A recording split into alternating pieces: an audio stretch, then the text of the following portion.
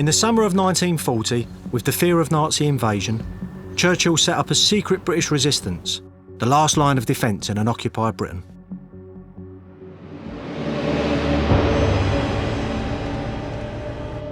The highly trained force were called the Auxiliary or AUX units. If we were invaded, their mission was to kill and sabotage.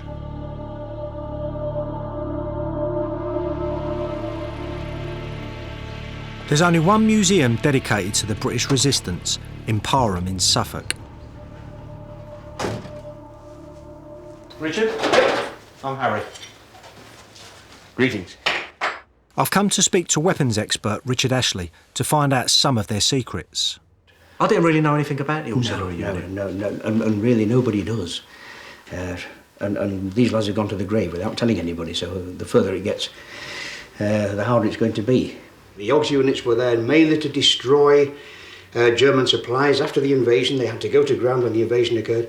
Not when the Germans landed on the south coast of Sussex, Kent or whatever, but when they were actually coming up these lads' garden paths. They then went underground in their operational bases and waited there for anything up to a fortnight, by which time the Germans would have gone by, hopefully, and they came out, and their aim was to destroy petrol dumps, ammunition dumps, stores, supplies, communications, locomotives, rolling stock, bridges, canals, anything to slow the Germans up. This is why Winston Churchill was so insistent that these lads had everything they needed. Yeah. How many of them would there have been?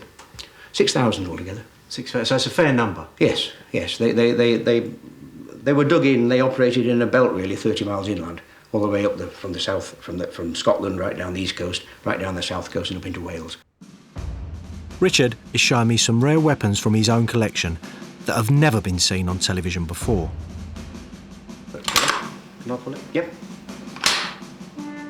They make it absolutely clear that the AUX units were deadly serious in their mission. This was made only for the AUX units, nobody else. This one is an absolute love. It was known officially as a castrator, unofficially as a debollocker. Making my eyes water just talking about it. The commando and the AUX units were trained not to go over his chin, your knee in his back and pull. The AUX units were trained to put it over the chin and turn round quickly, so you're back to back, and then lean forwards and take a few steps. 2-2 rifle. It's almost silent in operation. Do remember this, that this wasn't issued to the AUX units for killing Germans, it was for killing the English. The AUX units had sealed orders to be opened when invasion occurred, and at the top of those sealed orders was a great long list of people they had to assassinate. Our own people. That might have been a bit loose-tongued under interrogation, that knew too much. Senior police officers, perhaps. And indeed, a photograph here, if I can show you this. This young fellow standing behind his officer down there, the first job that fellow had to do, had the invasion came, was to kill him. Because he knew the whereabouts of 3 operational bases and knew the names of 18 men in the AUX units and just knew too much to be allowed to live. I'm speechless. And they would have used these to assassinate them. So this man, if we'd have been invaded, we'd have had to have killed this man? Yeah. The secrecy of the AUX units was everything. This is why they still don't talk about it. They didn't tell their wives, they didn't tell their mothers, they didn't tell anybody. The AUX units couldn't guarantee having weapons. They needed to know how to kill and injure with their bare hands. Squad, John! Our local volunteer reenactors are going to help me learn some of their moves. Hands out pockets! Come on, smart yourselves up! These are the exact style of Home Guard uniforms. Gentlemen, remember this, please. This book of 30 holes, 30 ways to disarm, 30 ways to kill your opponent, that the AUX units learnt to perfection and made them into the incredible fighting machines that they were in 1940. I'm going to be taught moves from one of the very first unarmed combat manuals drawn up by Major W.E. Fairburn for special forces like the AUX units. He'd learned the hand-to-hand techniques in the backstreets of Shanghai. You are seized by the hair from behind and pull back. That'd be difficult, Richard. Ew. Seized by the hat. Seize with both hands your opponent's right wrist, an arm with a very firm grip. Step backwards as far as possible with the right foot, jerking his hand off your head in a downward and backward direction between your legs. And knee him. Good man. Was that all right? Again. This time with a bit of vigour. Harry. Aye! Force your right forearm bone into the right side of his face. Right, Harry, being attacked by a German with a knife. Go! Go! Right, he's coming at you with a revolver. Go! Very effective. OK, lads, again, go. Oh, that's good. Harry, well done. This book would have been used as a training manual for Hogs units, Commando, SAS, SOE, all these sort of specialist people. Yeah. And they would have known it intimately. Right. Every move, inside out, right. Instinctively. So a combination of training like this and the weaponry that we've already seen would have been deadly. Absolutely. Yeah. It would have been lethal for the Germans. What's been great about that is I've certainly learned that the auxiliary unit weren't the home guard, and I have deep respect for people that discipline themselves and train themselves in such a way that they were prepared to die and disrupt the enemy as much as possible. You know, these were frontline proper soldiers.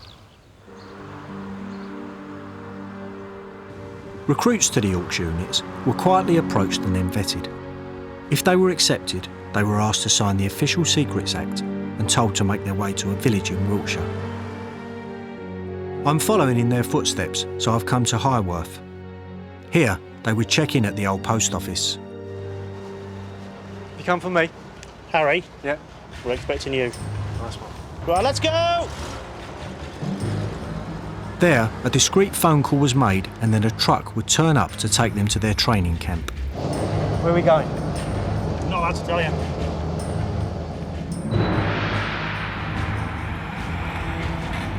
But to make sure they couldn't reveal its location, they would be driven round and round before they would deliver to Coleshill House, where I'm meeting curator Keith Blaxall. Keith? Harry! I'm a bit disorientated because I didn't have a clue where I was coming and I thought I was going to end up in some kind of army barracks, and this is so far removed from that. Yes, you're in lovely sort of traditional agricultural estate, but of course extremely good cover for what was going on here during World War II. Can we have a look around? Of course. The men were billeted in the stables of the country house and intensively trained in fighting, explosives, concealment and sabotage. Units were shown how to build an underground operational base, or OB. This is where they would hide out once the Nazis came. What have we got here, Keith? Well, Harry, see this little strange structure here? Yeah. It's where a tree was set in concrete. A hollow tree trunk was set there, and then the chimney from the cooker that's beneath our feet went up and took all the smoke and fumes up into the canopy of the wood. So the OB is right underneath us, Right is it? underneath our feet. This is the entrance shaft. This would have been totally hidden. We've made this more secure. But the original hatch would have been flush with the ground. We'll get this lifted off. Well, that goes down a long way. How deep is it? Because it's so dark. It's about 12 foot, I think, from down top to bottom there. Well, it looks even deeper because it's pitch black. Pitch black, yeah. And this is the original ground level.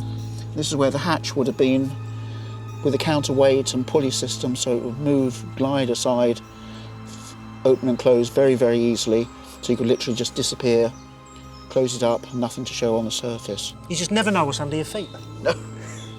Is there any way we can go down there? Well, I don't think we'll trust the ladder now, Harry. It's too old, but there is across this way. We can go in through the other way. Okay.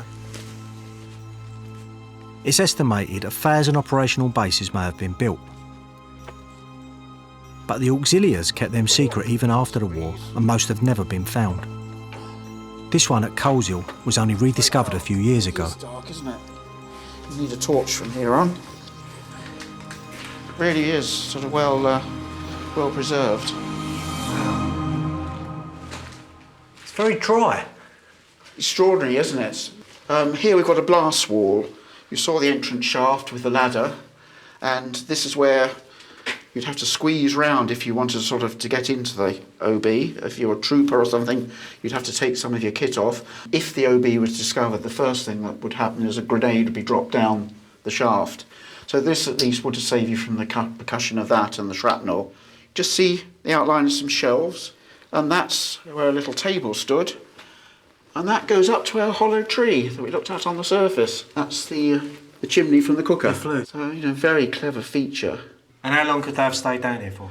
Well, they probably had about a fortnight's rations here. It's why it was so good to have people that knew the countryside well and perhaps live off the land, so farmers and gamekeepers and people that could fend for themselves, within the area. What's that there? That's the remains of one of the beds. And we can only imagine what would have been going on down here, because we'd have been invaded and they'd have been living under here, going up on operations, not knowing what had happened to the country, their families, It would have been a really, precarious situation. What was their life expectancy? Well, the life expectancy was 10 days. It does take an extraordinary sort of courage, really, to up sticks, to walk out on your hearth and home, walk out without any warning and disappear. And of course, while you were here and doing what you were commanded to do, worrying all the time about what was happening to your family on the surface. And there would have been the most awful reprisals once they'd started causing the destruction and mayhem that they were trained to do. Yeah, extraordinary people. Orks unit members feared their lives cut short if Hitler invaded. Others too were particularly vulnerable. Hitler had drawn up his own personal hit list. I want to see who's on it.